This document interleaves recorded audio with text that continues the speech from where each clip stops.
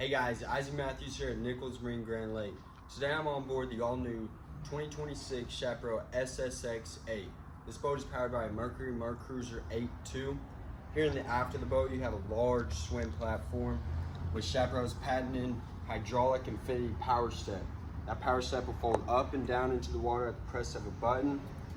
This seat folds up or lays out and lounges like this. As we move into the cockpit area of the boat, you have snap-in SeaDek throughout. This is the HTX hardtop, folds up and down at the press of a button as well. LED blue lighting in the hardtop as well as throughout the cockpit area of the boat.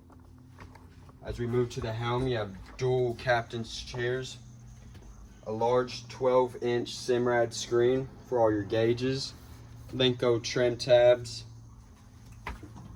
and then here is your head compartment with vanity. As we move to the bow of the boat, Chaparral has a much deeper bow than our competitors. You also have these stainless steel grab rails. And right here is your windlass anchor. If you want to come see this boat in person, come see me at our Grand Lake store or give me a call at 918-676-6868.